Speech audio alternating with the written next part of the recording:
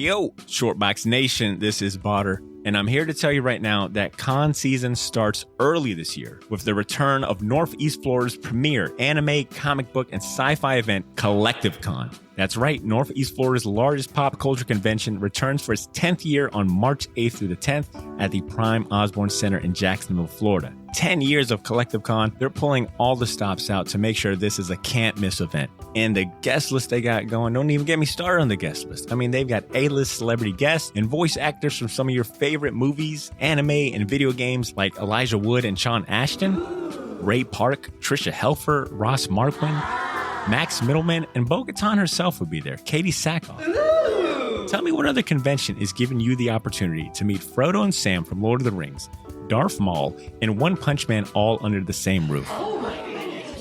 Only at Collective Con. And if you're looking to get some of your favorite comics signed, or if you want to get an original sketch from some of the best comic artists in the world, well, you're in luck, because there'll be plenty of comic and creator guests there, like DC comic artist extraordinaire Clay Mann, Harvey Award-nominated illustrator John Taylor Christopher, Marvel and DC cover artist Chris Stevens, and acclaimed Star Wars author Timothy Zahn. They'll all be at Collective Con this year. And if you're looking to bring the family, or if you want to make a weekend out of it, you're in luck, because there'll be so much going on at Collective Con that weekend in the form of vendors, fan panels, video game tournaments, cosplay contests, after parties, and a bunch of fan events. You can purchase single and 3-day weekend passes now using the link in this episode's show notes, or by going to collectivecon.com to book your tickets and hotel. Buy your tickets now, and I'll see you at Collective Con, March 8th through the 10th. Now let's start the show. You know what, man? I think this movie's going to grow on you. I think you're going to watch it again and you're going to be like, you know what? Because when you're fucking tired of everything being shoved down your throat, you're going to want this movie as be like, oh God, what a fucking breath of fresh air this movie is. Ladies and gentlemen, I present to you the Shortbox Podcast, Season 6.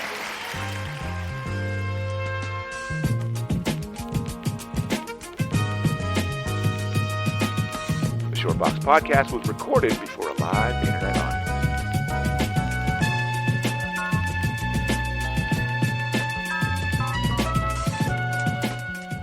No, I like the hat, though. I like the hat. I'm a big fan of the hat. Do you like that? And the jacket. It looks very toasty. Oh, my God. Very warm. Let me see what's on the feet. Go ahead and kick your feet. Now it's getting weird. I need an adult. Let me see those feet. No, and I said kick your feet up. Calm down, Tarantino. We always have the best cold starts. This is, you know what the best is this is our holiday episode. So right off the bat, it's disgusting the way we like it. Just the way we This like warm cider is really giving me a fire in my belly. it. You made it. Oh, I did, didn't I? Yeah. That's the one thing I contributed this year. You basically Bill Blythe Cosby'd made it. your No, for sure. Blythe definitely made all of it. Water Bill Cosby'd his co-hosts, and he hasn't drank any of it. No, that's So what do you guys think about this? And we're like, let's see what think about it. no, that's the problem. I drank more than my co-host. So it's like, wow, you completely missed the What are you point. doing? You see, it's me, Barter Milligan. Let's talk about comics. Take your pants off. Oh. And welcome to the Shortbox Fact. Now, let me do it right. Let me do it right. One last time for the 2020. Yo, Shortbox Nation and returning listeners, welcome back. I hope the holidays treated everyone well. And for our first-time listeners, new to the show, welcome to the Shortbox Podcast, your soon-to-be new favorite pop culture and comic book podcast. I'm your host, Botter Milligan, and this is episode 308, our last show of the year before we take a much-needed break. Non-paid, by the way, no PTO, okay? We're going to recap and review the new Wonder Woman 1984 movie in this first half, and then later on read some listener emails and give our best of year list. Joining me today is my panel of talented co-hosts, and we're recording live from the Shortbox studio. Allow me to reintroduce the crew, starting with the man who sits on my left, but you all know him as my right-hand man. Cesar Cordero is here Great. with us. Hera be praised. Praised? What am I doing? Butter, cider. how much did you put in this? Next up on the mic is part man, part robot, but all artist, Edmund Danzar, a.k.a. Edbot. I like 5K is part of today's show. Yo. There we go. And last but not least, closing out our panel today, dun, dun, dun, dun, dun, dun, dun, dun. She's the first lady of the Shortbox. I am proud to introduce Ashley High Road Lanny Hoy. High road. High She takes road. the high road. She has graced us with her All right, presence. that's right. I thought that word just encapsulated Ashley so well throughout the history of the short Yo, box. Botter, a.k.a. Fingers, a.k.a. Morocco Shame, a.k.a. Morocco shame. Damn. a.k.a. Nobody's Looking, a.k.a. Just take the damn. a.k.a. Hide Your Drinks. Yo, how was everyone's holiday weekend? Ashley, how was it for you? It was good. I worked and hung out. What was the best gift you got? Oh, probably this hat. Gone Sasquatch. No, gone Gone Squatching. Squatching. Sorry, the drinks are making my eyes cross-eyed. Oh, my God. Cool. Ed, how was your holiday weekend, man? Nice and quiet. Nice. What was the best gift you got? Cash money. Dude. C. Hello. All right, moving on. Hi, You're kid. getting good at sticking these landings. Thank you so much, man. I've been I like it. practicing. I'm usually in front of the mirror the whole time, like How do I B-Rabbit burn- from Eminem. How do From I Avon. burn my friends?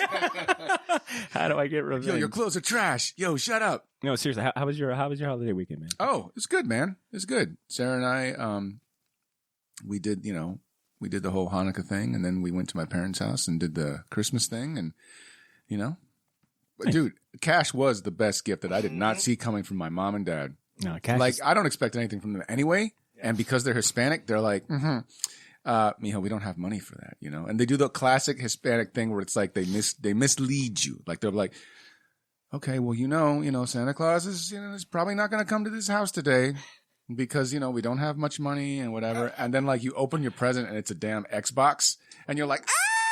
And then they're sipping their coffee like, I tricked you, didn't I? like permanent money eyes for like 10 minutes. Dude, I can't see shit. I looked like fucking Scrooge McDuck the rest of the party. I was like, life is like a hurricane.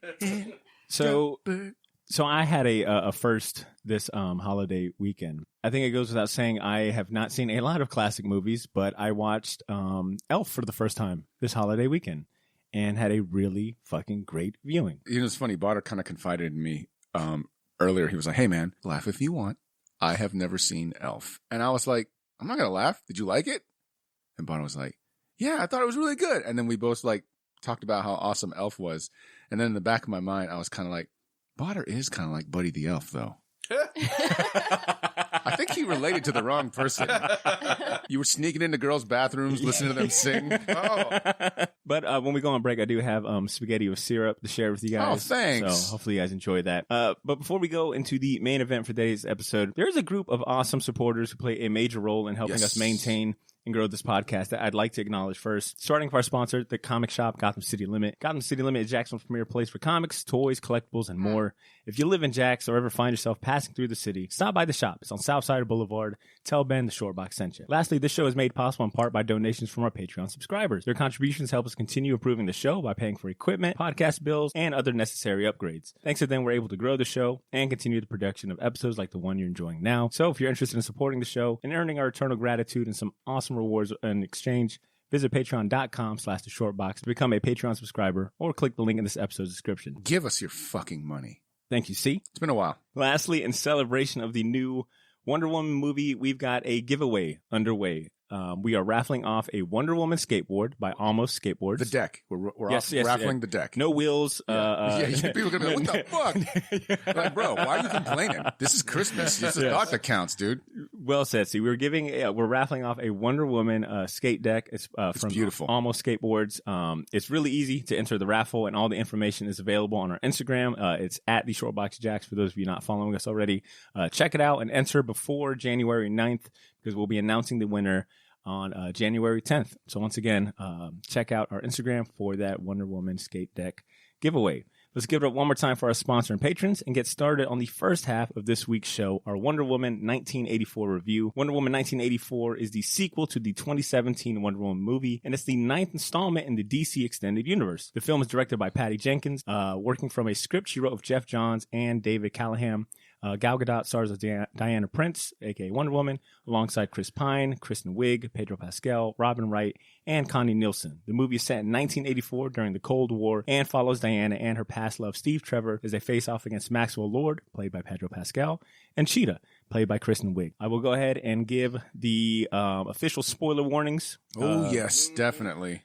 Going forward, we'll be talking about Easter eggs and other important plot points. So if you haven't seen the movie, please pause it, please come back, or check out the timestamps and go to a different segment of this episode. But going forward, we are going to dive into the Wonder Woman movie, full spoilers. Ashley, how about you set us off in your opinion? What were the 3 big moments or plot points or revelations in the movie?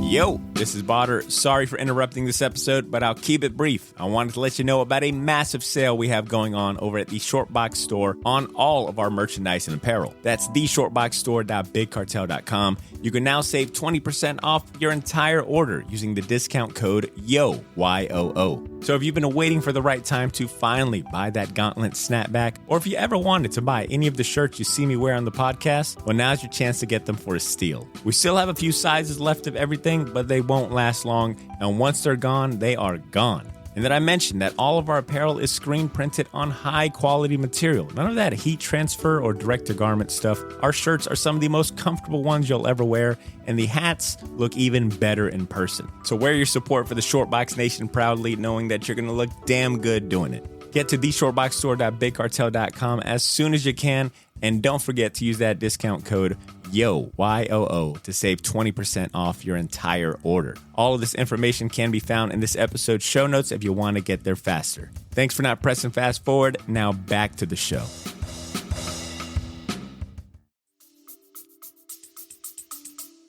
So my favorite parts of the movie were the invisible jet. Yes. Because I didn't see it coming until she actually started doing it. And I was not ready for like how, not like emotional, but I was just so excited for that. Like in the past, it's like, oh, the invisible jet, like cool. But when It's she laughed actually, off, right? Yes. Like it's kind of laughed off. Yeah, but when they actually did it, it was just like this huge moment, and it was amazing. The other, like some of the other big moments were when she had to renounce her wish, and she had to run away from Steve Trevor, and she's running, and she like, you know, says, I renounce my wish, and that was like really emotional. I think one of my eyes got a little bit watery. I saw it. A second. I saw it. I saw it. I kind of played it off and just. You were like, Got soda in my eyes again. Damn it. And then her showing up in that gold armor right. was, those were my 3 Kingdom big Come, moments. baby. Yeah, that was pretty cool. And the backstory for that armor too. Yeah. And that sweet, you know, end credit scene to tie it all together. Yeah, that's pretty spectacular. My favorite scene is when she renounces the wish, and we'll talk a little more about that. Ed, what about you, man? Any big moments you want to add? I really like when they have her as a kid. I think that's like really cool, and I like the kind of Ninja Warrior intro of the movie. Even though it does fit into the movie, but it's one of those things where it's like a big shift in like the look of the film, which may or may not work to some people. But I really like that opening because this was a 2.5 hour movie, and to me it didn't really feel like a 2.5 hour movie. One of the things that I thought was cool was just like the punk kids and then the kid with the bad brains. They had musically appropriate for the region. Yeah. Right? Like I saw that too. Looked it up. I'm like, Cro-Mags too. Yeah, Cro-Mags. You know? So just some of the 80s stuff, which Harley Flanagan knew Dr. No. And I think with a lot of the 80s themed shows and things we've been getting, it was pretty spot on. It's funny. I mentioned I noticed that too. Like that's funny. Like do like deep cuts punk rock kids know. Like it's like, yeah, Cro-Mags are from DC, absolutely. Oh shit, Bad Brains are too. DC, like yeah, right on. We were kind of talking, all of us outside, that the Dreamstone they name dropped it, right? Where is that from? I mean, it's been in a bunch of DC things, but most famously, it's one of the 3 sanctified objects that the Sandman has. He has the mask, the Dreamstone, and the bag of sand, right? Yep. And if you'll notice, I was like, do you guys notice that after Maxwell Lord wished to become the actual Dreamstone, what did it turn into? Fucking sand. It's beautiful, man. Like, that's a deep cut. That's like a fucking Vertigo. You were in the 90s reading that shit. Butter, have you read Sandman? I read it this year. Yeah. Yeah, and we were also talking, if we wanted to keep this timeline, this could be when Dream was still trapped. Right. He would have been trapped by Aleister Crowley in that house. So pretty cool. And I think a pretty obvious one would be Linda Carter's cameo in that outro, or I'm sorry, in that post-credit scene, and like them working her into the continuity for this or like this universe as like the first Amazonian out into the world. I think that was a cool like nod to her original series. And I stuff. teared up, dude. As soon as I saw her, because I used to watch that when I was a little kid, you know, like this fucking Wonder Woman. And because when she grabbed the she held that ginormous like telephone pole, almost fell on a baby. She's like, nah, son. And then she like moved out of the way and they're like, you saved our lives. And as soon as she turned around, because it got me, I didn't know who it was going to be. I thought it was Diana and they were going to do something else. Yeah. And then when she turned around, I was like, yeah. I was like, That got a big Wonder reaction Woman. too from the people in the theater. Yeah. Like a big pop. Oh, yeah. It was so cool. Did you guys notice, and this might be an Easter egg, may not be an Easter egg, don't know, in Diana's office, or it could have been in Dr. Minerva's office, I don't know, there was a book that says, it's a book about Guerrilla Society. Oh, Grodd. Did you get? Yes, that's exactly what I thought. When I saw it, I was like, fuck, Grodd? Are you serious? Are they teasing We need more Grodd? Grodd. More Grodd. It was cool. I was like, fucking, why would they put that? Like, that book is not there on accident. Like, someone had to like, I know. It's like with DC, I think Marvel is better at paying off those Easter eggs. Or more consistent with it, I guess. Well, they're more, I think they're more Easter eggs in the DC universe, because an Easter egg is just more or less kind of like did you see it? Yeah. Okay, moving on. You know, like. But I think when like Marvel does it, they actually pay it off. Yeah, they become down plot the road. points. Yeah. See, moving on to you, man. You have been a shining beacon for this movie. At least Not in my just me, I at think- least in my circle, in my immediate circle. I think you were one of the first people I had seen that shared a positive remark and stance on the movie. I had told you, I woke up or yesterday. I was kind of just scrolling through. I hadn't watched the movie quite yet. I don't know why I do this, but I just saw a lot of people sharing, their opinions on the movies, and a lot of them, for the most part, at least the circle of people on my social media, had a lot of they weren't feeling the movie, for lack of better terms. But you kind of came through. You had a lot of positive things. You got me hyped for the movie, and I wanted to kind of get your stance. Can you give us the good, the bad, the ugly? What did you think about it? Who liked it here? I liked it a lot. Okay. Botter, you were, it didn't really do much for you, right? No, I'll be honest. Yeah. Okay. I mean, that's fine. For me, I thought this movie was refreshing. I thought it was really good. There were times where you could tell that Patty Jenkins is a very accomplished director. Like, she had a goal. She got with Jeff Johns, who is no slouch when it comes to writing pretty good stories. The guy can spin a yarn, right? So it was really interesting to see kind of like, okay, Jeff Johns is now taking a more active role in how this movie is made, right? There's a lot to be said. I thought the music was wonderful. Hans Zimmer did a great job. Like, there are certain, like, sometimes it's very, like, uplifting, like it's jubilant and tribal. And then there's other times where it's like synth heavy and it's kind of like a John Carpenter movie. And I mean, of course, that great Wonder Woman theme, you wait to hear it. I always think of like Immigrant Song when I hear that. It does kind of sound like it, right? So like as soon as like she, gets suited up, you hear the ding ding ding ding ding ding ding ding ding ding ding ding ding. You're like, like I just want to stand up and just start like shoving people in the face in the theater, just mushing heads into the popcorn. Yeah, I thought it was a good movie. I enjoyed it. It's not, like I said, it's not a perfect movie. No, by no means. And that's an impossible thing. And like I said, I don't think in comparing it to the original and like how much impact that had, it's kind of unfair. Because there can only be one first time, movie with this. And we don't know how much the studio dicked with that first movie. That's true, too. It looks like they kind of left Patty Jenkins and Jeff Johns alone. So, because you can tell there's more nuance in this film. Where, like, the first movie, she's literally punching war in the head. Yeah. Right? Like, there's no subtlety. Like, Wonder Woman fights war. Literally. We're like, in this movie, it's a little more subtle. Like, she's fighting a god of deception, but not literally, right? Like, but we don't see him. Right. Max Lord is kind of in proxy symbolically as the god of deception. Dolos, I think, is his name. So, like, it's like the Duke of something. Yeah. Destruction or something weird. like that. Which what I think would have helped this movie, because I think some people may just the storytelling. You can see it's an homage not just visually to the 80s, but storytelling of the 80s, like Magic Stone, it's like it's like a Superman, the Christopher Reeve Superman. She definitely said that movie influenced her. And I think if they did even just a little scene, like how they did the flashback with the armor, like when the origins of the armor and why she has it, have a scene where people are fighting over the stone or hiding the stone to give it more, because it just looks, like I said, they even say, oh, this is just some cheap piece of shit, you know, this is nothing. Who cares? But if they just spent that a little bit of that time, I know it's 2.5 hour movies and what do you cut where, but put a scene where you either see the guy making it, but you don't see him. So you can tease that guy down the road, you know, because he is a, you know, like Ares, he's like a minion of Ares, I think. Yeah. And depending on which version you read about. But just have him making the stone and talking about it, or having people panicking, trying to hide it because they know this is like, you know, a Pandora's box type of item that's going to fuck everything up. I was going to ask you, like, what was your favorite scene? I love, like, pretty much Kristen Wiig was great. Oh, yeah. I wish there was kind of more of her in the movie. She almost takes, and I get it, but she almost takes like a little bit of a backseat. I wish there was more with her because I thought their chemistry was great. Yeah. Her and Diana.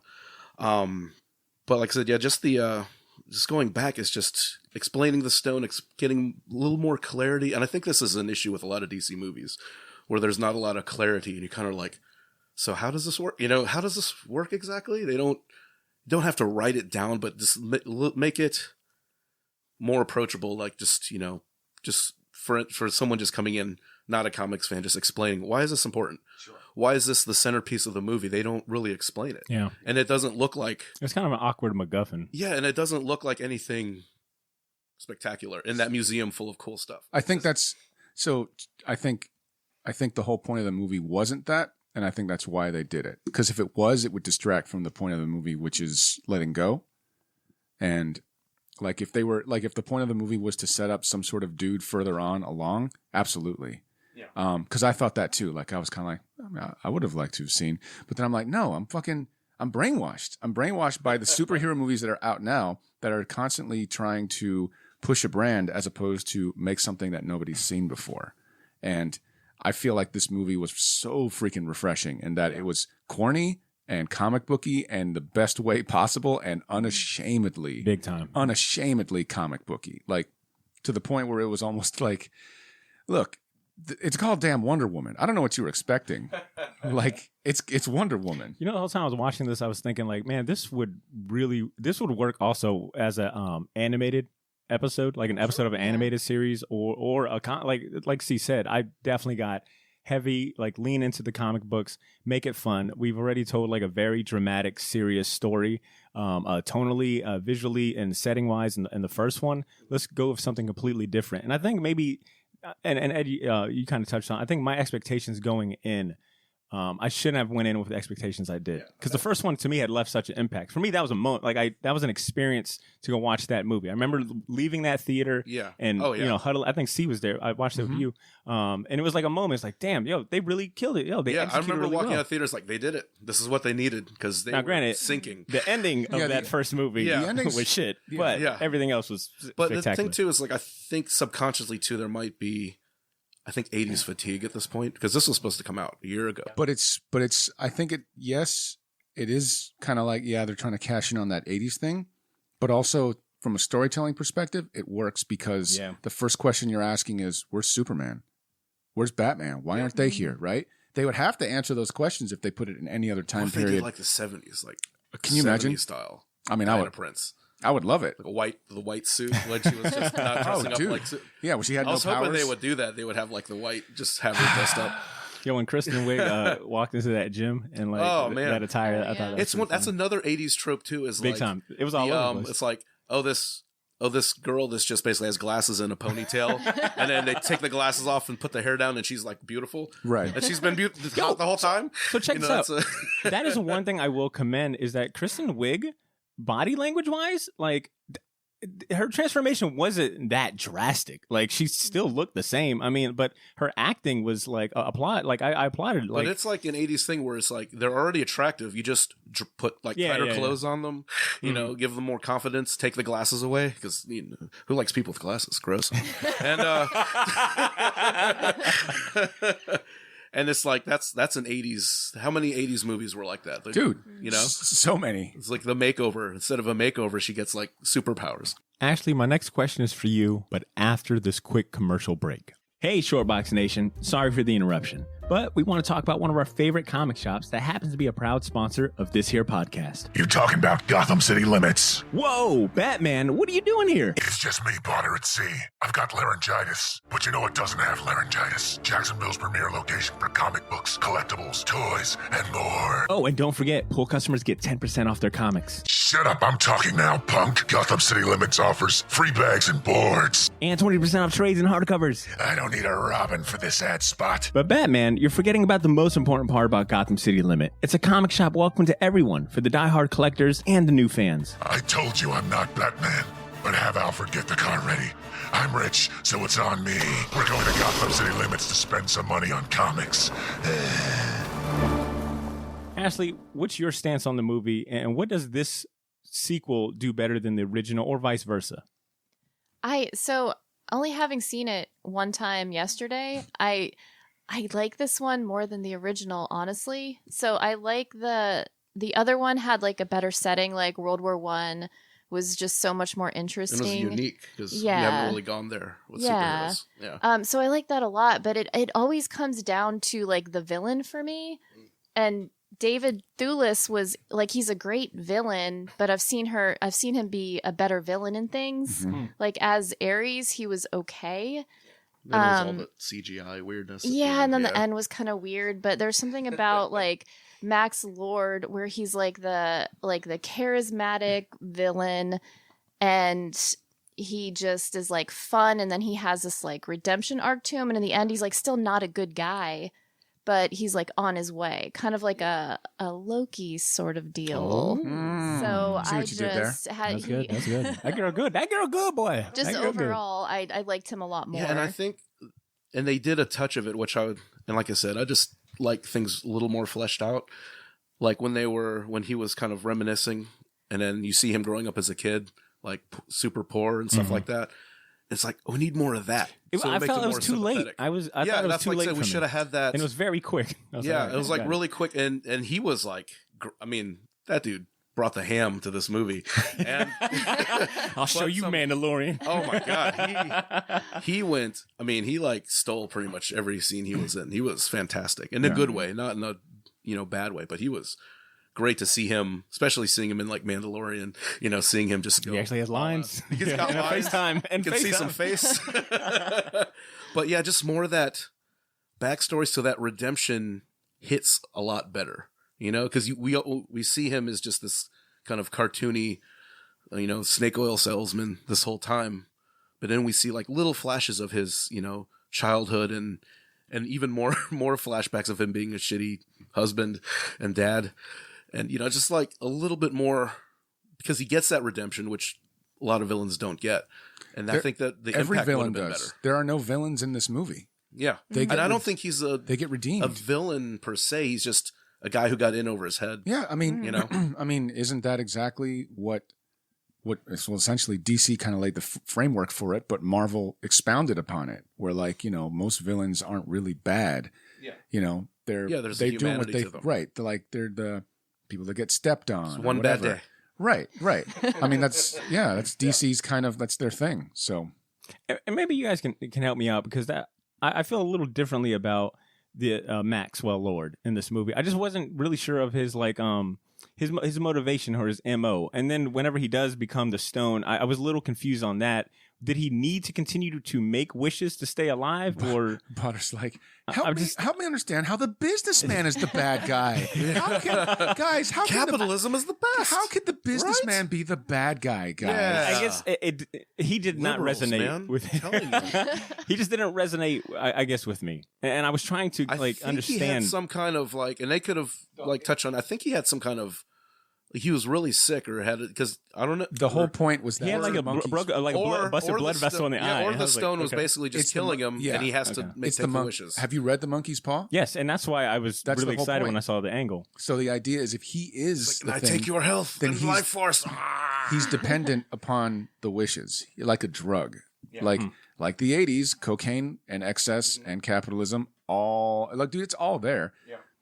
I think you just don't know enough about the 80s, Potter. Maybe, Potter, I have some cocaine right here. I've got some cocaine if you want to try some. I guess I wish they would have maybe showed more of him at the top. You know, I was. But that's the point. He wasn't. He was never at the top. That's why he was so desperate. He had a son. He didn't want to be a bad father like his father was, right? Yeah. I don't think you're supposed to like him all that much. The whole point is that by the end, Wonder Woman is an example for everybody, not just good people. Mm-hmm. That's kind of the point of the movie, right? Otherwise, why the fuck are you a superhero? If you only inspire good people, they don't need they don't need a doctor. Yeah. The sick people need a doctor. And I was curious, where would you rank this movie in regard to some of the more recent films that we've gotten from DC in the last 5 years? And in the last 5 years, we've gotten, you know, Batman vs Superman, Suicide Squad, Above that, the first Wonder Woman, Justice League, Aquaman, Shazam, Joker's, Birds of Prey. Is this a step in the right direction, or vice versa, in regard to DC trying to establish? Technically, we haven't seen Justice League. Oh, technically, we haven't seen it. Well, whatever you want to call that movie that we got in 2017, doesn't count. I think I put it up there with like the first Wonder Woman, Shazam, my favorites. Shazam's great. Yeah. And Shazam really surprised me how much I like that movie. That's another movie that's unashamedly comic booky. Oh, yeah. And the whole point is family. Yeah. And like I said, it's in the upper echelon for me, for sure. Actually, what about you? Where's it sitting? It's pretty high up there. I mean, I'd have Shazam, Birds of Prey, and this as like my top ones that recently came out. So, and Shazam's technically like a Christmas movie. Yep. So I just watched it last watched week. it. Yep. Yeah. And you know, they did kind of sneak this into becoming a Christmas movie towards the end too. Yeah. Yeah. I was like, okay, I see you guys. Lightning from my hands. See, would you be more inclined to pitch this movie to a comic fan or a regular moviegoer? And who do you think would get more enjoyment from it and why? Okay, since I know you're trying to wrap up the segment. Oh, crack those knuckles. He's been waiting all day. I have been waiting. We were just talking about Yep. this. Look, I'm gonna answer your question by painting a scenario, right? Oh, come on, I'm gonna close my eyes. All right. So my favorite scene, okay? My favorite scene is where she renounces her wish. That's my favorite scene, and here's why. Look at the symbolism, right? Now, before anyone here, which I don't think any of you will, go like, "Oh, see, you know, you're fucking reading too much into this. You're seeing stuff that isn't there." Remember, it is somebody's job, and that it takes hours and months of planning to make sure that what is seen on a film is intended, and that for continuity's sake, they have to shoot and reshoot, and extras got to be hired, and everybody in the background has to move, and they have to hit their marks on the location so that way they stay in frame with the shot, or else it all gets fucked up, right? It's all planned. Screenwriters imagine, they conjure, they organize words, they put them on the screen, and with that in mind, let's fucking dissect this shit. So right before Wonder Woman renounces her wish, what's happening on the streets in DC? What do you guys think? What's happening? Do you remember? Straight chaos? Yeah. Yeah, Straight fucking hell, all hell breaking coming. loose. Right. Now, is Steve holding her up? Or is she refusing to let go of him? Both. All right. So a little both, right? So that's what the director is showing us, right? So while being willfully blind to how badly everything is around her, she needs a little bit of that light. Yeah. She needs a little bit of that redemption that she's all about, right? So how badly? The truth is hard, and a beautiful lie can be easier to swallow than the truth sometimes. Hello, can I get an amen? Amen, brother. Thank you. All right. Now, just earlier, she just tried to justify it, right? Earlier in the movie, she's like, I'm only too happy to serve humanity, 24/7, 365, never asking for fucking my anything. one thing. Right. Yeah. Yeah. She says, and the one thing she wants is to have her one true love in her life again. And how can wanting to share yourself with somebody be bad, right? It isn't. It's not bad. It's a good thing, right? But except if you exist in this world, existence has a cost. And sometimes desire without appreciation can lead to suffering. And sometimes you can't really transcend to your best you until you learn to love and let go, right? And by the way, everybody that you lose, if you love them, they're still there. You can honor them. You can live for what they stood for, right? So she starts to walk away and she says, I renounce my wish. And as she's walking away, she's in pain. And her heart has been ripped in two again. And she's emotionally in pain. But at the same time, what does the director choose to show us? Her fucking wounds turn to scars, turn to fully restored skin. Fucking restoration. Restoration. It's in store for those who are hurting, brothers and sisters. You don't have to settle for fucking defeat. You can rise above. Now fly, Diana, fly. Woo! Hey! Ashley, what would you give this? What would you give this movie on a scale of A to F, like typical kind of grade school grades? What would you grade this? And do you want to add any closing remarks? I mean, there's so much good about this movie. I think the only thing that really bothered me was that cheetah fight scene.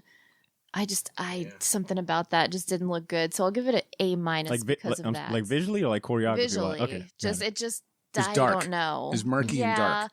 Well, I'm kind of. It's like if it had light to it, would it have looked better or worse? I'm glad they went full cheetah though. That was pretty cool. I wonder where. Well, I mean, correct me if I'm wrong. Isn't that like a usual trick that like we've seen where they'll stage these fights at night because they know they're relying heavily on visual effects and it could look a little wonky in Solo, maybe. Yeah, that scene, it just looked. I don't know. I just couldn't get into it. It just didn't look great to me, like CGI wise. So that's why I give it an A-. But everything else, I want to watch it again in the next couple of days. That's strong. Yeah. So, and have you watched it yet? You watched it in theaters yesterday. Have you watched it via HBO Max or any of that yet? No, not yet. Okay, I'm curious if you'll report back, and maybe I'll ask you too. But I'm curious if there's a difference. And like enjoying wise or viewing experience Not for versus me. I saw them both. So HBO no and- difference at all for you. Not for me, no. Okay, interesting. I did enjoy being able to take as many bathroom breaks as I wanted to and kitchen snack breaks. Ed, what about you, man? What would you grade this? And then if you want to give us the good, the bad, the ugly in your closing kind of remarks. I'd probably give it a solid B for me. I think the first one was an A, despite its flaws. It's not a perfect movie. For me, I wish they would have fleshed out some of the story points and some of the things were a little murky, but I enjoyed it. I didn't, like I said, this is just going back thinking, about it. But in the theater and the experience, with you guys, except for you, Botter, because you skipped out. And it was, I had fun watching it. It was like I said earlier, 2.5 hours. I didn't even realize it was that long. I enjoyed the movie. Like I said, I don't like it better than the first one. But I think it's a solid effort, and what DC needs to be doing more stuff like this. Okay, so you think this is definitely a step in the right direction. So more movies like this, more like kind of tone. Do you think it's like tone wise or something else that they're doing specifically? Tonally, just the message, just the visuals, just everything. I mean, everything. Feel good. Come out of the theater watching it, man. I feel good. I don't feel, it's not dark. It's enough of that. We have enough of that. Well said. Yeah, that's well said. See, I'm not going to be surprised by your grading, but I'll ask anyway. What would you grade it? And if you want to give, your closing remarks about the movies. I'm with Ed. Give it a B. B plus. I'll give it a B plus. Is it perfect? By no means. It's not. Is it something I'd like to see more of? Absolutely. I mean, it reminded me of the 1979 Superman with Christopher Reeve, and right down to that final shot where you see the closing shot of, the original Superman movie is he's in outer space and he's kind of flying. He's got a smile and everything's going to be all right. You hear dun, dun, dun, dun, dun, dun, and then he just kind of, curves around the planet, right? It's freaking awesome. They did the same thing, man. I choked up. Like I saw it and I was like, damn, like there she is. And she's striking a pose and then you hear sirens and then she just like, boom. And she just just banks hard towards the danger, right? Head first. That's what you want your heroes to do, right? This movie had a lot of hope, had a lot of just good feels, man. Like I don't understand the hate. I think a lot of people have been trained by Disney, and I think that's the problem. I think people are expecting something, and then when they go in, they're not expecting to. I think Ed and I were talking about this. Like this movie doesn't end like a superhero film. It ends like an indie film. Like Patty Jenkins solved the problem of the villains without using little kid comic book logic, which is man punch other man. It was like, I mean, the bad guys still live on Earth. We still gotta live with them. So either you rehabilitate them or you kill them. And Wonder Woman, she has killed, but it's not her go-to. Yeah. So what does she do? She shows them their humanity, like, hey, we're all in this together. And that's something Grant Morrison did with All-Star Superman, where he basically was like, if he's the most powerful person in the world, then he really shouldn't sweat much. So his goal shouldn't be punch, punch. It should be inspire, inspire. Yeah. And he does. Like, he rehabilitates Lex Luthor at the end of that run. So solid B, just, for any, minor cinematography. Grandiose. I'm going to blow up the sun. Yeah. Superman. Right. Minor. That's evil, man. Minor nitpicks regarding, cinematography. Music, I cannot talk enough about how good the music was. I think Ride the Lightning should have been played. Right? Once she was letting it like 1984 album. I like an original score. I like that Hans Zimmer brought the music back from Batman vs. Superman, which, by the way, that title is called A Beautiful Lie, that piece of music. And it plays when she's trying to get everybody like, hey, you need to renounce your wishes because we got to face the truth. And she's got the fucking lasso of truth. Dude, it's all fucking there. I'm not making this up. This is in the movie. They purposely played a song called A Beautiful Lie when she's trying to get everybody to see the beautiful lie for what it is. Like, fucking amazing, dude. And that Cheetah soundtrack, whenever she comes in, you hear the and she kicks a dude. Like, I was like, ooh, she got her own little music too. Ooh. Synthesized trumpets? Lay it on me, Hans Zimmer, please. Oh, yeah. Solid B. Okay. All right. I think you guys have given me a lot to chew on and to rethink. You guys have Potter's like 1 star. You guys have definitely reframed a few things. But I think going off my initial experience and viewing and how I felt, I'd have to probably give it like a C minus, maybe closer to a D. I wanted to really like it, but I just could not get into it. Like, I really wanted to like get into the world and feel the stakes, but it just... Butter's like, how come this isn't like Spider-Man Homecoming? Not at all. Like, I don't know. It just, the gravitas just wasn't there for me. I just didn't really believe the stakes. I really wanted to like a lot of the characters, but yeah, I don't know. It just did not do it for me. I think Ed might have raised some good points. I think maybe I was going in with past expectations. I think based on what I've come to expect from DC movies, this was a kind of a radical left for me.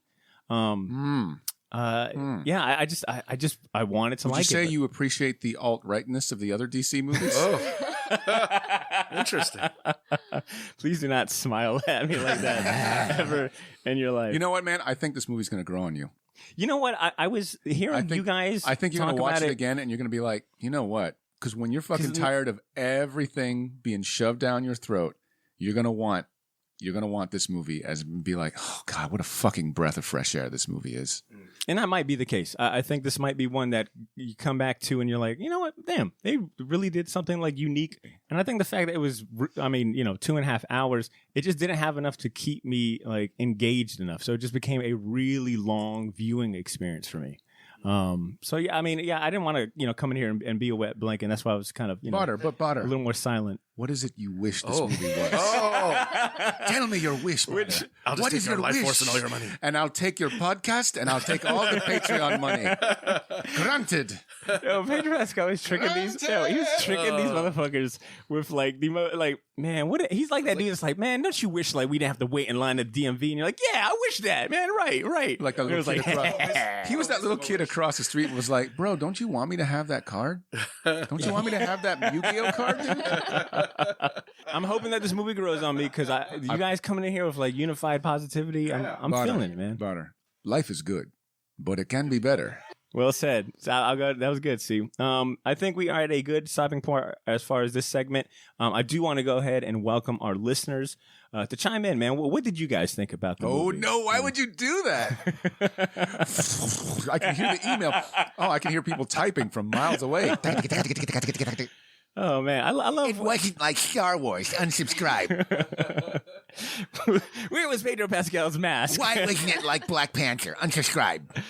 But I am curious. I want to hear what you guys think about the movie. Feel free to write in. Give us something to read next episode, man. Share your thoughts on the Wonder Woman movie by sending us a short message to our inbox. Send it to Botter to a short message. Yes, I will read it here, regardless of what inbox. But shoot us a message at theshortboxjacks@gmail.com. In the meantime, I think we're at a good stopping point for this segment. So before we completely shift focus from Wonder Woman, let's go on music break. We'll come back. We'll read some emails from listeners. We'll share our year-end best of list. We're going to, like I said, go on a quick music break. I have another new song from Mecha the Marvelous. Ooh. So if you enjoy the music, be sure to check out Mecha the Marvelous on Spotify, Apple Music, or just buy some music from the man directly at marvelousmecha.bandcamp.com. Enjoy the tunes. We'll be right back.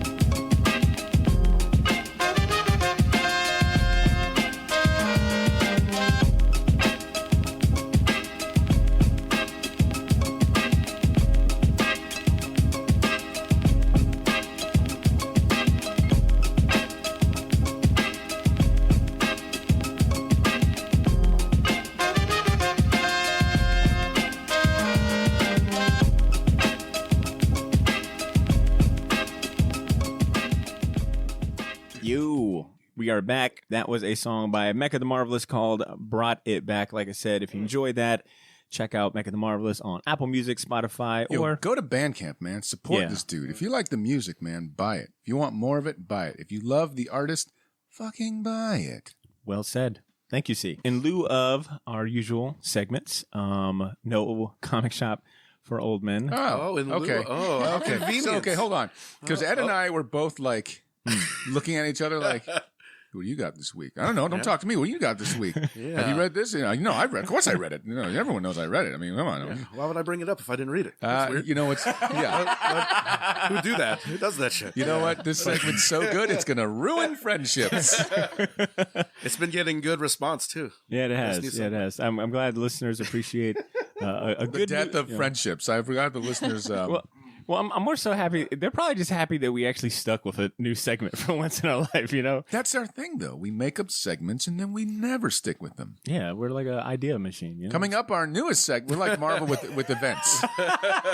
We got events every summer, This is the newest one. No, even when we tell you we don't have any events this year, we got 2 more in the tuck. Civil War 3. Yeah.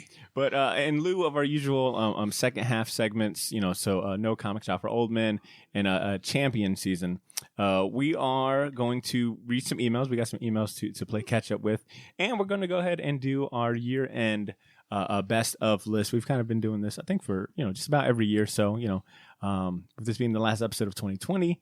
Why not go ahead and take a walk down memory lane and talk about some of our favorite comic book projects? Why not? And things. But first, let's get around to emails. We'll read these in the order that we've received. Like I said, we had a good little backlog built up, and this first one is from Trey Namo. Oh, good old Trey Namo. Trey Namo. Hey, Trey Namo. Hey, man. All right, here we go.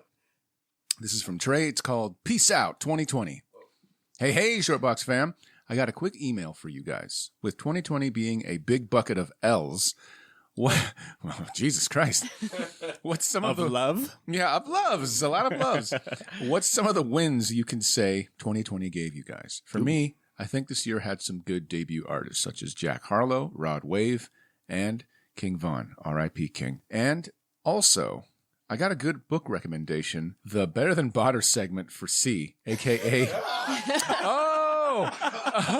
Yeah, he sent that email like weeks ago. That's funny. So serendipitous. I like how, Better Than Botter is a better title than No Comic Shop like for it. Old Men. I veto it. I like it. There's alliteration. There's, it rolls off the tongue, Yeah. Ashley, what's your vote? If you know what's Look, good for you. no. You know what? How about you keep it geeky and let us have Better Than Botter? You even commented. This is a mutiny. You I didn't did, see this I shit coming. Did you All see right. that comment? Yes, I did. Okay. I also got a good book recommendation from the Better Than Botter segment for C, a.k.a. El Conquistador de los Cómics, Ooh. a.k.a. Goddamn. El Corazón del Espectáculo. Damn, boy. That Google Translate's working wonders for him. He knows what he's doing.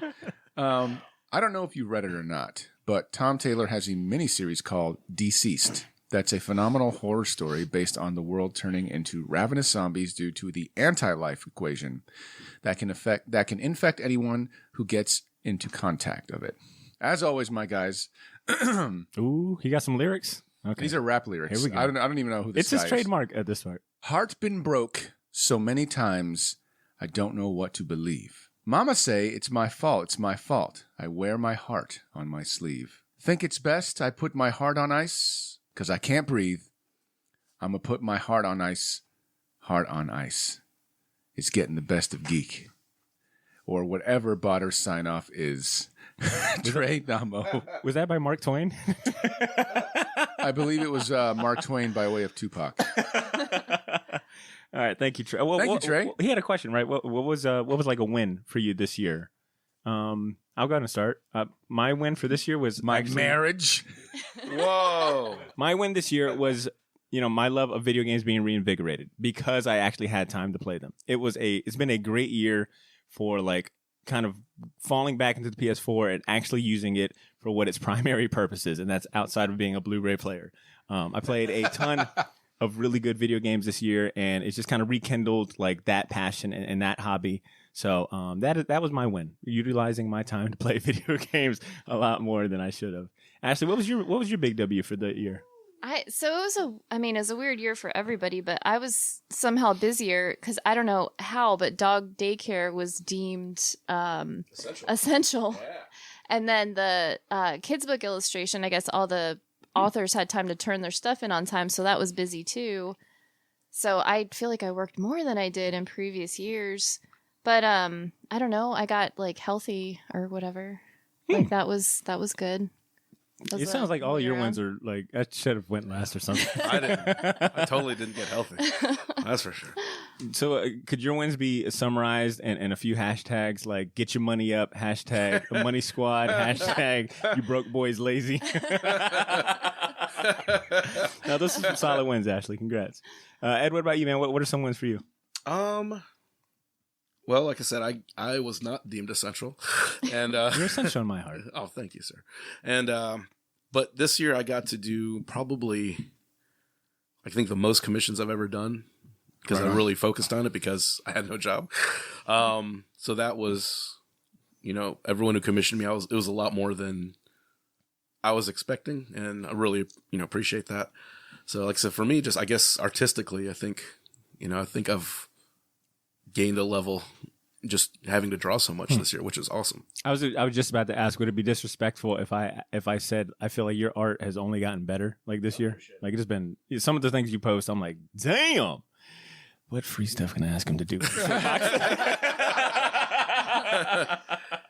Yeah, so just having the time to kind of like, and just being able to, luckily my situation where I was able to kind of float along this year, just having the time to kind of, do more artwork and actually organized all my comics and inventoried them, Jesus. And it got me kind of like, oh, I kind of got back into single issues this year. Same. So it was like, I got like this, just some series I had growing up as a kid, this total nostalgia buys from eBay. And yeah, it's just been I kind of gotten my, I guess, like a love of comics back. It was more, just kind of reignited my love of the medium. Fantastic. What about you, C? I think a win for me would be just kind of being able to look at not just my life, but other people's lives and seeing them kind of basically reevaluate their values and be like, you know what? Even though we're going through all this nonsense, we still find ways to stay in touch with people, and we still find ways to, hang out in some crazy way. If you play D&D and, people manage to shift and find a way to do it via, Skype or Zoom, and, if you've got time by yourself, I took time to get better at my instrument, guitar, and I know Ed plays bass, so he can relate to that.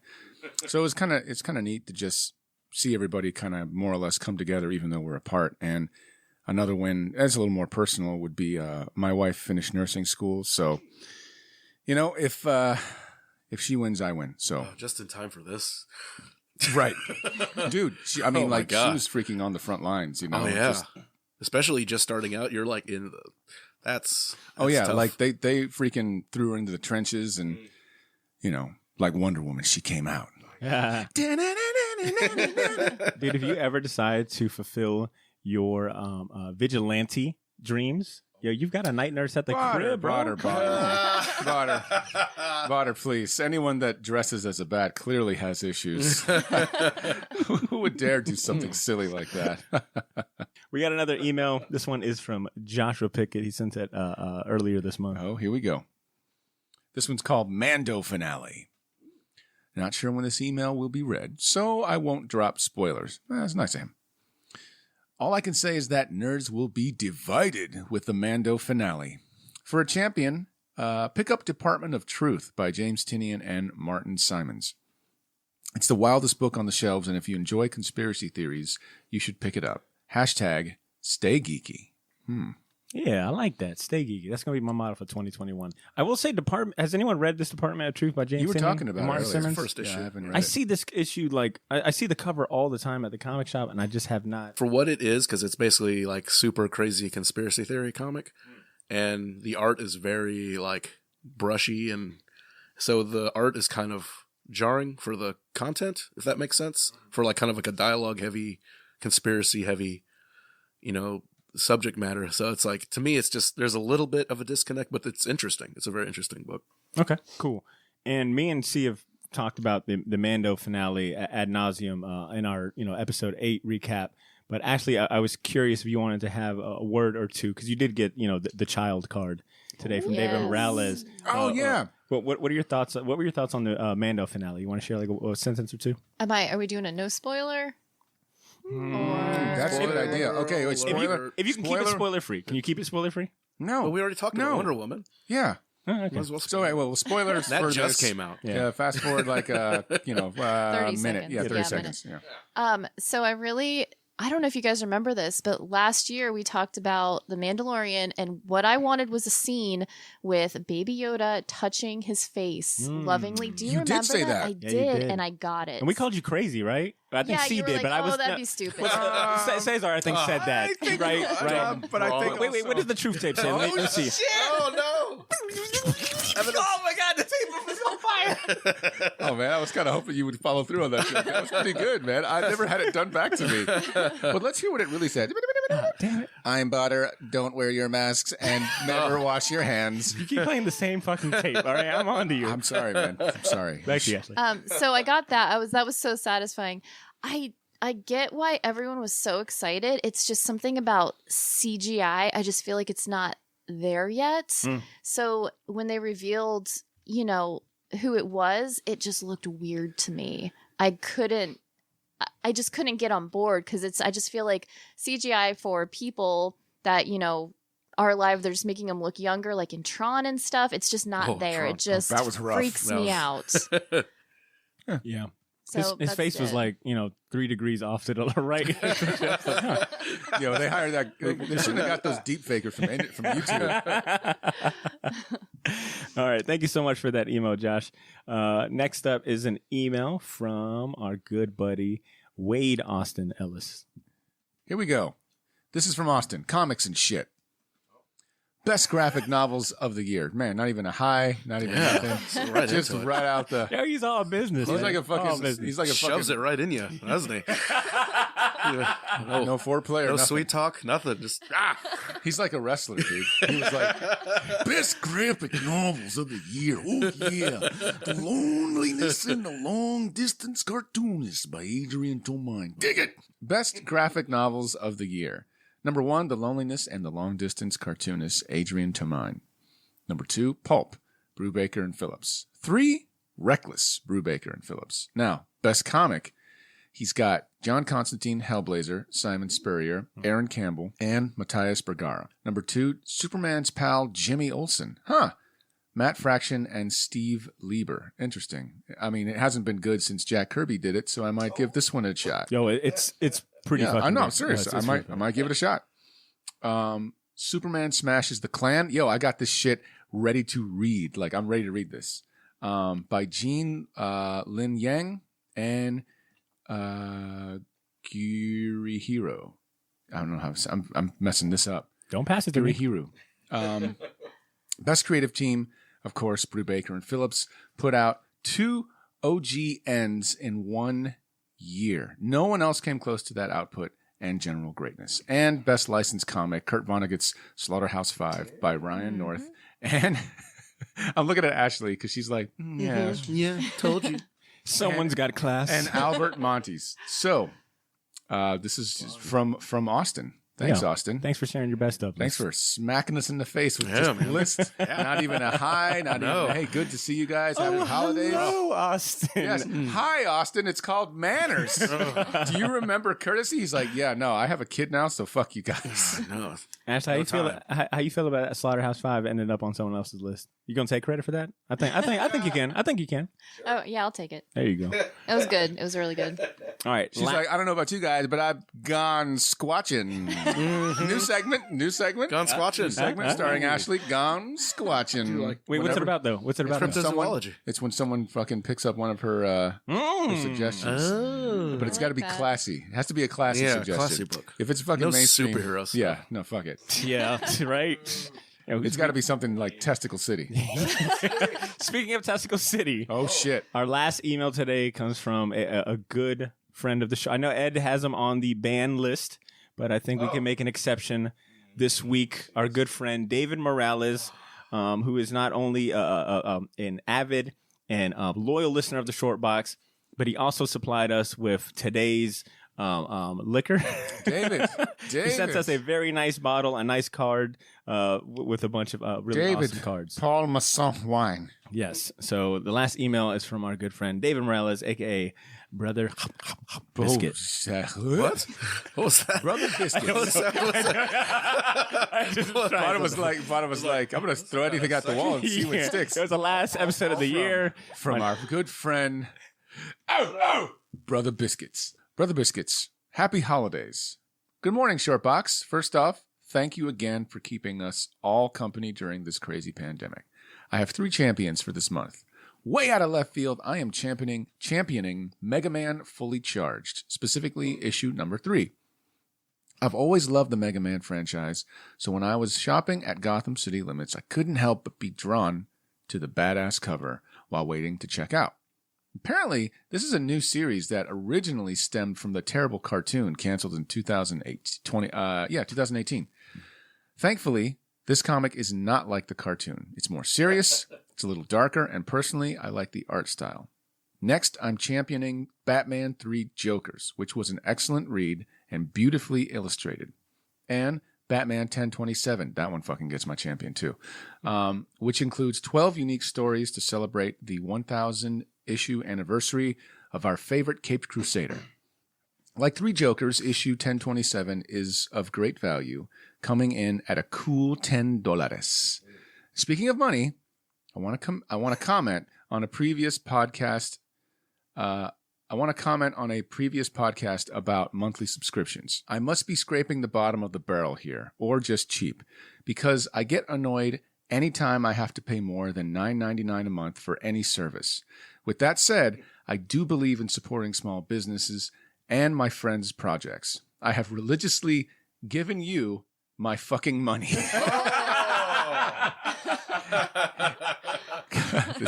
Each month, and have since increased my Patreon tier in the hopes that Ashley Lanny, Baroness of the Short Box, will finally produce Testicle City. It's what the team wants. It's what the people want. And unlike Cyberpunk 2077, I believe Testy City stands a real chance at being a proper symbol of hope as we approach the new year. Don't delay. Dicks out for Harambe. Happiest of New Year's. Shortbox crew, keep it geeky. That might have been. He came in last minute with a top tier email. That was a fucking. That was a ringer right there. I think the only I can Still banned. I think the only thing I can say is thank you for your fucking money, David. Wait. You know, I do always say that, and I will say this, David. This email was heartfelt. It was good. And we definitely need something like this for the holiday season. Give us more of your fucking money. You got money? This should really be a video podcast sometimes, just for C's facial reactions. All right, that is the end of our emails. I want to go ahead and thank the listeners that wrote in. So thank you so much, Trey. Thank you, Josh. Thank Yes, you, thank Austin. you. Thank you, David Morales. Stay healthy, stay safe. Thank you. Absolutely. Happy New Year and all that good stuff. And for those of you listening, man, we love to read emails from you guys. We love to hear what you guys are championing, what you think about the show, We questions, really do. etc. As you can tell, we have a damn good time. So if you're interested in writing us a message and having it read, shoot us a short email at theshortboxjacks@gmail.com. With that out of the way, we are now going to do our last segment of the show, our year-end best of recap. It's classic. Yeah, exactly, man. I always get excited because this kind of gives me the opportunity to like take a step back and like, what did I consume this year? What really stood above, everything else? What was the cream of the crops that I want to go ahead and spotlight and share with our listeners? Because that is one thing about being in this position of the podcast is that it is humbling knowing that there are people who listen to our suggestions, looking for their entry point into comic books or just looking for the next thing to read. I God think bless them. it's usually Ashley that gives the best ones, but I like to think that we all kind of contribute to our listeners in some form or fashion. So what we're about to share is 7 categories that we decided upon that encapsulate our best the best comic series that we read this year, the best one-shot graphic novel, the best movie and TV series, and some other categories too. We'll get into that here. But one thing that we like to do, to kind of differentiate ourselves, because around this time of year, I think that's all your timeline ends up becoming is just people, sharing, or what a lot of big companies will start putting out is the year-end best of lists. You're inundated with so many lists, and you're not really sure where to start. I think what we like to do to kind of differentiate is that we also count non-2020 things, because I think it's safe to say a lot of us are catching up on things that we might have put off or experiencing old things, for the first time. Like I've got a few on here that I've never read until this year. So we'll not only highlight, things that came out this year, but also some retro / non-2020 series that you want to put the spotlight on. So the categories include best comic book series, favorite creative team, best one-shot / graphic novel, the best movie and / TV series, new comics from this year that you wish you had started / read this year. So this is our I just missed the bandwagon category. And then the last 2 would be our favorite podcast episode / moment from this year. And then I thought, an interesting one, kind of based on a suggestion that C gave last week. The last category that we'll be doing is our hot take / opinion that you'd like to walk back. So this is an opinion that you shared this year that in retrospect, you kind of wish you did not share and you want to walk it back. Actually, I'm going to go ahead and let you start if you just want to run down your list, and then we'll just do it that way. Do everything? Okay. Yeah, everything at once. So hit it. All right. So best comic series. New is the DC Strange Adventures. Oh, wow. The Tom King, Mitch Geraza. Are they still doing that? Yeah. Okay. Yeah, they still got a few left, but it's so good. The old one, I think Drew actually championed this, the Kelly Thompson, Kate Bishop Hawkeye. That turned out to be really good. Best creative team. So new is I got 3. So Rick Remender, Louis LaRosa doing the pencil and inks, and then Moreno Dinicio doing the colors. Have you guys read Scumbag? No. There's something about, Rick Remender's always awesome, but like the artists, like the colorer and the artist working together, it's just especially good. They've been pumping those out. Yeah, on yeah. 3. I know. I feel like it just started, but that's a good book. Old, I'm going to do Grant Morrison and Yannick Paquette because I just got into the Wonder Woman Earth 1 There you go. this year. So it's a pretty solid team. So I have a lot of Wonder Woman on here. Best graphic novel. I read that Wonder Woman Dead Earth. Yeah. Fucking awesome. Really, really good. Daniel Johnson for the win. Yeah. Old one is it was out by IDW. It's called Highest House. It's really cool if you guys haven't seen it yet. It was really interesting. It's like 16th century. Best movie TV show. So Lovecraft Country for me. It's adventure, horror. It was so good. Old is Watchmen. I don't know how I missed that because that was amazing. I think I watched it all in like a week. Favorite podcast episode was our 300th episode because it was like a celebration, and I loved the cameo that we got. Oh, big shout outs to good friend of the show. Friend of the show. Rob Liefeld. Just everybody watching it together was just a really nice moment. Oh, actually, that is way too sweet. And actually, I'm curious, with this last segment, because I think out of all of us, you might have the least hot takes, shared. But I mean, what do you got for the last segment of hot take or opinion you'd like to walk back? Opinion I'd like to walk back on. I just wrote, I regret nothing. I like a G. So there's my. If that mic didn't cost me an arm and a leg, I'd be like, yo, go ahead and drop that mic, Ashley. No, don't drop it hard. Yeah. Drop it on the pillow. Drop it on the pillow. Drop it on the pillow. Wait. Good list, Ashley. Ed, how about you take it up next, man? Okay, for the best new comic series, I championed this before, but Adventure Man by Matt Fraction and the Dodsons. Awesome stuff. Oh, yeah. I got also champion pick of the year, Wonder Woman Dead Earth. Oh, yeah. Amazing. And as far as the ones that I came to this year, but like I said, there's read so many good things about both these books, but Bitter Root, if you haven't read that, it is Sanford Green's original characters from Image, so it's like a monster hunting family from like 20s Harlem. Super original. Huh. Super awesome.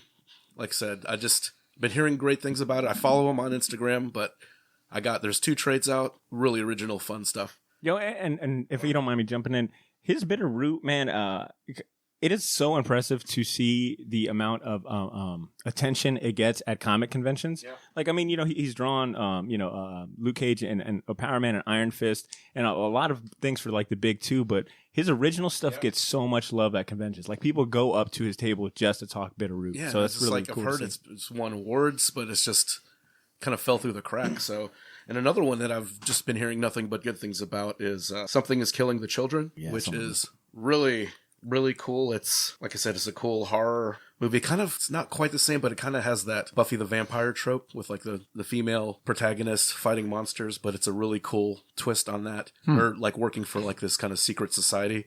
So it's like, okay, we've seen that, but this is a cool twist as she goes from these different towns that have all these kids that go missing.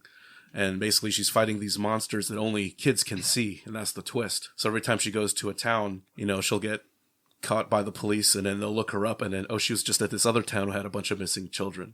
And one of the best scenes is when she's being interrogated. It's like, you're going to get a call. They're going to tell you to let me go. So why don't we just let's move this on so I can help you get this problem. So it's it's really cool. It's like, it might be jarring for some with like kind of the violence on children, because it gets pretty gory, but it's, I think, cartoony enough to where it's not too jarring. But those are the 2 new ones. Sweet. And as far as favorite creative team, I'm going to go with the Adventure Man team of the Matt Fraction and the Dodsons. And for creative team, first time this year is the creative team on Something is Killing the Children. So it is James Tinian the 4th, Werther de la Dera, and Miquel Muerto. That's an awesome name. Best one-shot graphic novel. I really like the Marvel Snapshot Cyclops by Jay Edidin. Like I said, he does the Jay and Miles Explain the X-Men, so he kind of got a chance to put his money where his mouth is and do an X-Men tale. But that's a really cool one shot, just a single comic. And I got to say Octobriana, just how unique and cool that is. Jim Rugg, first blacklight comic, and it has a cool history of being like a Russian underground comic character. So really cool backstory, really cool, unique. The colors are, you got to see it in person. Okay. Best movie TV series. I'm going to do for this year, The Boys season 2. Thought was excellent. Thought it, like I said, the first and second season, I think it is better than the source material. And then the series that I just got into this year, which I was surprised how much I like it, was The Orville. It's so good. It's so good. I just didn't, I just kind of get tired of, at least me, it's okay, I get Seth MacFarlane's humor. I don't want to see Family Guy, but it's not. But it's not that, it's right? Totally not. It's like Star Trek The Next Generation with dick jokes. And better. Yeah. Well, I mean, they rehash literally the same things. They do, but I think beat for beat. And it's unfair, but I think it's executed better, but it's easy to do that now, having that source material. Right. But yeah, that one really surprised me, and that was because my friend gave me a Hulu access. So it's good to have. That's a true friend. I'm not working. I might as well watch this. Let's see. And I guess let's see. Favorite podcast, I'm going to agree with Ashley, is 300. I think we did a really good job on our spotlights as well. I can't pick just one, But we had, what, 3 this year? 3 or 4 this year? Yeah, this was I think we had 20. We had like What? Frazetta, Art Adams. Yeah, Fiona. yeah. We did 3 artist spotlights this year: Frazetta, Art Adams, and then Fiona Staples. I always last think week. those are our strongest episodes. And then I really enjoyed episode 300 as well. And then just missed the bandwagon. I'm going to say fell through the cracks. I like the first season. Umbrella Academy season 2. I'll get it one day. But as far as comics, like Immortal Hulk has been champion several times, Daredevil, Oh, dude. and Far Sector, which I've been hearing nothing but good things about, but it's just fallen through the cracks. Word. Ed, did you have a hot take or an opinion you wanted to walk back before the year closes? I think so. I'm probably stand behind everything I say in this, every dumb thing that I say in this show. As you can tell, that category was obviously for me. All right, solid list, Ed. All right, see, what about you, man? What's your list looking like? All right. Best comic book series. As far as what's new, I'm going to pick Daredevil, Zdarsky, and Chichetto, man. They are killing it. Killing it. So good.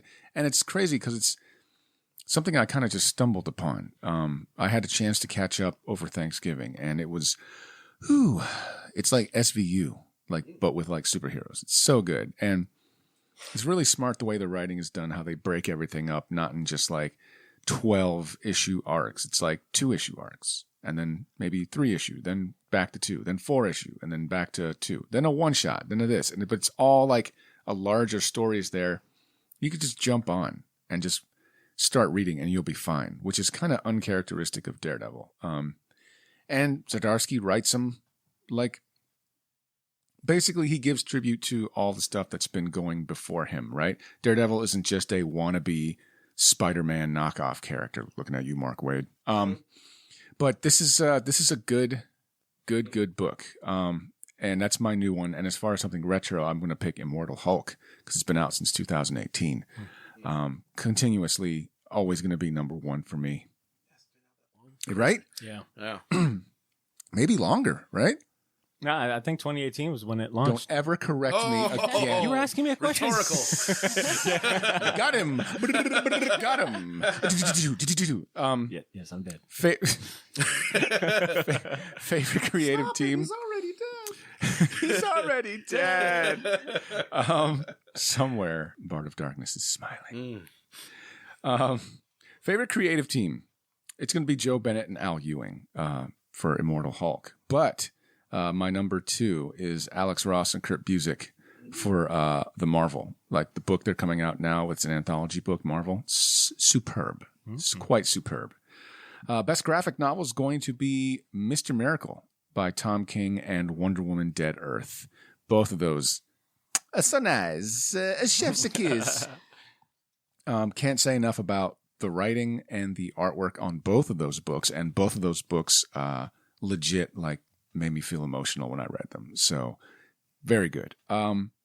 Best movie or show. This was kind of difficult because I didn't really see much worth watching. I will say right before the pandemic hit us in the States, Blumhouse released The Invisible Man, and that movie was fantastic. So good. So that's number 1. And something retro, I'll have to say, because I never got on it when Ashley championed it the first time, which was The Tick. And I managed to watch all of it, and I was like, what? No, I want more. But more, please. And never got more. So that's that. Favorite episode is going to be our 300th episode because it's hilarious. And on top of that, Bodder's mom telling me that she's going to call my mom I forgot and dime me out like the little boy from A Christmas Story was always funny. As far as just missing the bandwagon, I'm going to say there's a movie called Possessor that I didn't see, and I know it's directed by David Cronenberg's son. I think Brandon Cronenberg is his name. And I really wanted to see it because I heard he's a chip off the old block. And the other one that I missed the bandwagon on was Project Power. Did you guys watch that on Netflix? I never watched it. It was the one where Jamie Foxx is in it. Like it was like you take a pill and you get a superpower, but you don't know which one it is. It's kind of like the Inhumans, right? Where like you don't know what you're going to get until the mist hits you, right? Now, I'm going to differentiate here for a hot take that I'd like to take back. And it's not really something that I've been really, really vocal about, but I, off the mic's been kind of saying like, everybody's like, bro, have you read Venom? Donny Cates is doing a good job. And I'm like, fuck Donny Cates. Writing for some fucking whack-ass mainstream character, Venom, tired, lame-ass, irrelevant, stupid. Who gives a shit about fucking Venom? It's fucking better when he was a villain. Nobody gives a shit. And now I read a little bit about it, and I was like, it's Donny Cates Venom stuff. You guys read this Donny Cates Venom? It's pretty good. It's not bad. surprisingly really fucking Donny good. Cates and Ryan Stegman together make for good storytelling. And I will say this.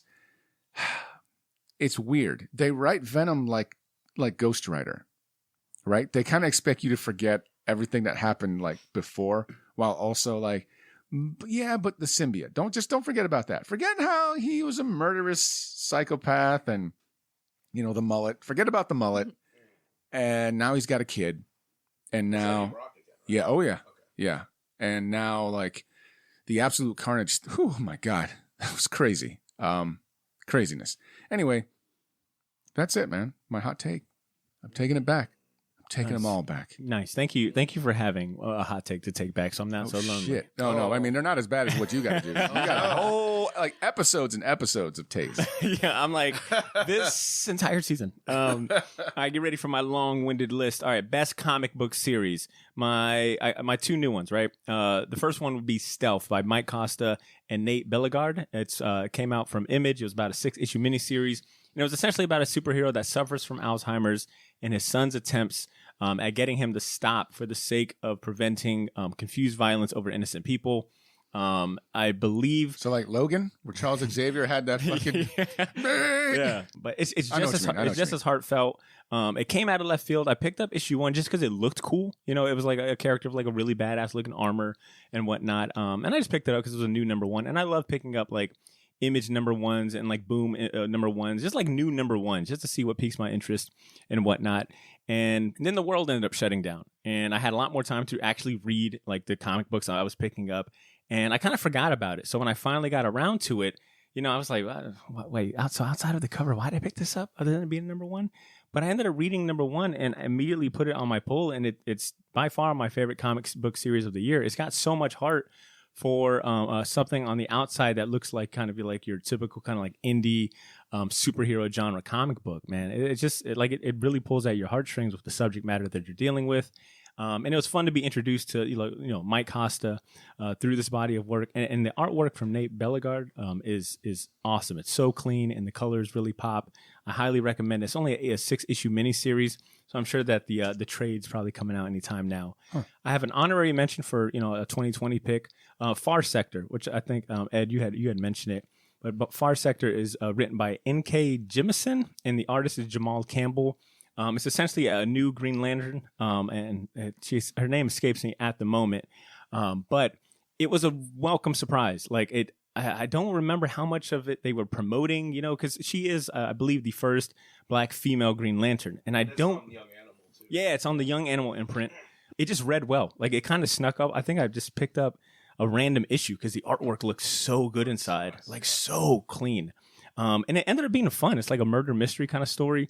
With a completely new character that kind of fits into the role. They gave her a really good, fresh, like kind of updated look. So yeah, I'll add that as an honorary mention. And then my retro pick. So my first, I have this on my list because it was my first time reading it. It happened to be this year, and I just, it was one of the best comic book series I read. It just doesn't, it wasn't released this year. But Astro City by Kurt Busiek, art by Brent Anderson, character designs and painted covers by Alex Ross. Fantastic superhero anthology comic book series. I have seen this comic on so many like best of all time lists, and I've never gotten around to it, especially considering, I love Kurt Busiek, I love Alex Ross. It was just so much fun. Like I just found myself wanting every trade to try to like get the story of all of these superheroes that they were introducing. So those are my comic series. My favorite creative team would have to go to Ed Brubaker and Sean Phillips. Like Austin's email had read, the 2 bodies of work they put out this year are just spectacular. Like just super professional, great, just great work, man. Like Ed Brubaker and Sean Phillips to me are definitely like in the upper echelon when it comes to like, comic book creative duos. I'll also add, N.K. Jemisin and Jamal Campbell from Far Sector on here as well, just because their body of work just feels so fresh. Like just the writing and the art was just a good combination. I'm hoping to see more of them and really kind of solidify them as a concrete creative team that does more regular work. Best one-shot and graphic novel. I'll just say Reckless and Pulp by Ed Brubaker and Sean Phillips. Once again, like just from a product perspective, those books feel good. Like as far as like a nice hardcover with great like material and printing and colors. If you love noir and crime and whatnot, check these out. Reckless and Pulp by Ed Brubaker and Sean Phillips.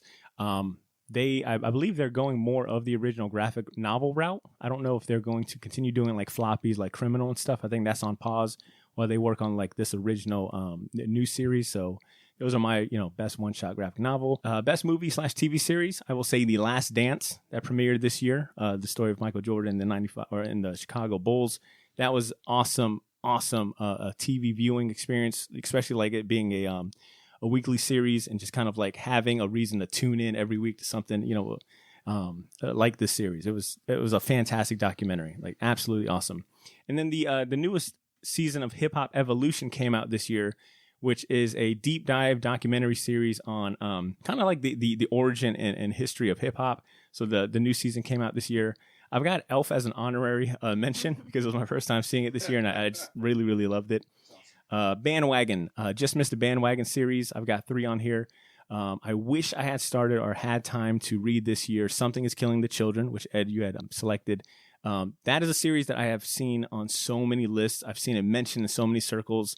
It just feels like one of those underground, not underground, but one of them like sleeper hits, and I'm assuming that's kind of like safe to say. Like it doesn't seem like a lot of people are reading it, but the people who are reading it have been like, yeah, absolutely. And I wish I had more time, or I missed the Bandwagon on Lovecraft Country. Actually, you came in here like 3 weeks straight, as your champion. I wish I would have had time for it. Maybe I will once we go on break. And then The Boys Season 2. That was another series that I wish I had started and finished because I loved Season 1. Ed, you spoke highly of it. When we interviewed Justin Jordan, he spoke really highly of it. So I just happened to miss the Bandwagon. My favorite podcast episode from this year or moment, I've got 3. Episode 300 because aside from the reason that you guys had listed, it was a great milestone to hit, man. Like just 300 episodes to be able to say that and to know that just this year, I feel like we've just once again kind of hit a different level and just kind of hit our strides. It was also a really fun episode to edit, to like put together with all the clips and having so many people like call in and leave like nice remarks and, words of encouragement. It was definitely a tearjerker for me, just like on the editing side. Our interview with Jim Rugg, episode 299, Octobriana. That was another fun one to kind of be able to interview someone that I've come to really respect in such a short amount of time and like look at their content, cartoonist kayfabe and become such big fans. Like to have him on our show and kind of like break bread and talk about, comic books, like get into the nitty gritty and whatnot. That was awesome. And I've got an honorary mention for episode 287, Hotline Schwing, which was done by our man Cesar Cordero.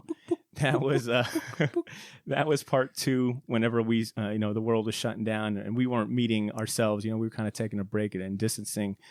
We had called up a bunch of friends or, opened up our hotlines to friends and listeners to chime in and talk about how they were getting through the pandemic. You used to talk about the short time. But no, but see, I tip my hat to you again. You did a fantastic job on that episode. Thank you, man. It's always fun when I don't have to. I knew it. When I don't got to get on the mic.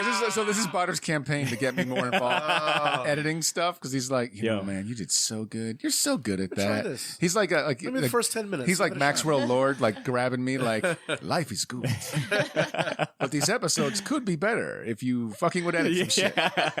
But that, like I said, Hotline Schwing and then Shortbox Hotline was just a fun reminder of like the audience and the listeners that we have. The fact that we can get them involved, right? And hear from them. It felt really heartfelt to have that. And now for this segment, I've been, the category I've been waiting on. Ooh, man, guys, my hot take / opinion. I'd love to walk back. I'm gonna prepare myself. Hold on. Back in episode. Hold on, my pants are 295. Taking my pants off. Top 5 comic artists. Okay. I had provided a list. Slower. I had provided a list of my top 5 comic artists. Jim Lee. And Jim Lee. Dylon. After that episode aired, I really kind of sat down with my list. And I was just thinking, like, I think I was in a different headspace when I made that list. I was more thinking about, like, from the eyes of, like, getting into comic books for the first time and being impressed by, like, like the way that I was trying to draw, like tight pencils, like as realistic as possible, and the artists that I was looking up to and trying to mimic. So I think my list encompassed a lot of my influences from an early age, like from a very tight window of an That's adolescence. fine. I mean, that's fine. No, absolutely. But the more I thought about It's my your list, list, dude. Yeah. the more I really thought, well, that's not truly representative of the artists that really speak to me now. Like the artists that really energize me, that when I think of, that are pushing the boundaries or have me like just studying their work a lot. Okay, gloves off, Ed. You fucked up, Potter. You fucked up. You're right. We tried to give you a way out. Gave you an out, bro. We gave you an out. We were like, bro, it's your list. And you're like, no, I gotta put Potter, it's your list. No, I gotta. Okay, fine. Your list was trash, son. Garbage, son. And really, really, my list doesn't change too much. I mean, it still has Jack Kirby, it still has Alex Ross, it still has Andy Kubert, but I do want to add 2 additional artists that I think bump, like Jim Lee and who else would it bump? Oh, and John Bashima. And it's still keeping it in my top 10, but I think the 2 I'll add for the top 5 is Brian Boland and Paula Rivera. Yes. I realize how much I really love those guy. 2 artists. And how He's all grown up, even see? still now. Are you guys proud of me? And you know what they say in Whoville that day? They say that the Potter's heart grew 2 sizes that day. Yeah, that's there. Maybe Christmas isn't about boxes and presents. Maybe Wonder Woman 84 is about a little bit more. So that's really the only thing I'd like to walk back is just my list. Next year he's going to be like, guys, Wonder Woman 1984, it's my favorite movie. You wish. We'll see. So that is our year-end best of list, man. That is what we've got for you guys wrapping up this year. Like I said in the beginning, this is the last episode of 2020. Good riddance 2020. Hopefully we're wishing for the, It's not the year's fault. That's bullshit. I hate it's when people absolutely do your that. fault, man. Fuck you, 2020. People are like, 2020 fucking suck. Fucking, maybe you suck. How about that? Yeah, I ain't gonna lie. Time's just a construct. Right. So before I let this pre-recorded outro fade in, and then we shit. go on our 1 week, maybe 2 week hiatus. We'll see how we're feeling. 2 weeks. 2 weeks. The vote. All in favor of 2? Let's kill Potter. Wow, no, wow, no, shit. wait, whoa, Wait, what happened? I know no- nobody raised their hand. no one raised their Guys, hands for 2 weeks. Awesome, all right, weeks. 1 week Guys, break let it me is. down. 1 week, no pay. But look, Who said that? but no, for real. But before I let the pre-recorded outro fade in, do you guys have any closing remarks you'd like to share with the listeners closing out this year? Ashley, what do you got for the listeners? I don't think next week's going to be much different. So Wow, Ashley, did you watch Wonder Woman 1981? that's it. I don't know. not I had a real pretty life. good year. Ed, what about you, man? Closing remarks, goodbyes. Goodbye forever. Just I want to thank everybody for supporting the show in this turbulent year. But just thanks, and everyone have a happy new year. Fantastic. And the listeners are going to hear plenty from me in this pre-recorded outro. So I will go to C to wrap this up in real time. Yeah, man. I wanted to say that in this season of sickness and danger, it's kind of forced everyone to sort of realign their values. And it made us focus on the priorities in our lives. And it would have been real easy to let our friendships go by the wayside, but we didn't. And that's something Shortbox family that we're championing. And it's important to us that we continue to put out episodes for the unsung heroes of the Shortbox Nation. That's you guys, the listeners. Maybe you've noticed, maybe you haven't, but maybe you noticed we spent the last year trying to go a little bit beyond our limits, and that's for you. And we're too happy to do it. So face front, keep your eyes open because the best is yet to come.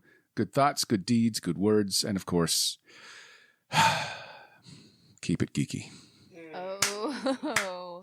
It only took a whole year, but I broke them down, baby. David Morales, this one's for you. Those were beautiful words. See, I won't taint them with anything stupid. I'll just go ahead and say Happy New Year, listeners. Thank you guys so much for tuning in, and we'll catch you in 2021.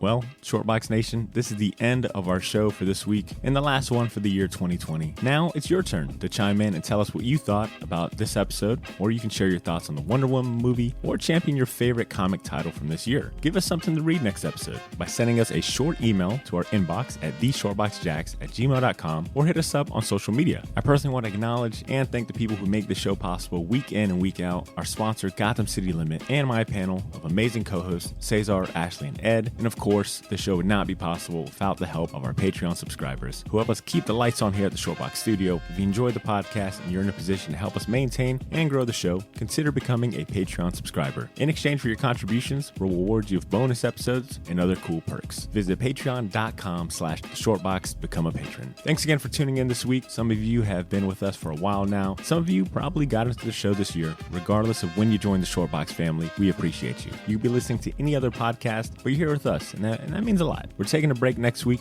and maybe the week after that, but we will be dropping another installment of our bonus episode series, Pilot's License. As many of you know, it's a new series where we focus on comic book animated shows and cartoons. We've done episodes on Spider-Man Unlimited and Batman the Animated Series. Our next episode will be about Sam Keefe's The Max. So if you're an active Patreon subscriber, be on the lookout for that. For everyone else, stay tuned to our social media pages or your favorite podcast app for when we return next year. In the meantime, have a great week, everyone. Happy New Year from all of us here at the Shortbox. And please continue to make mine and yours Shortbox. And keep it geeky.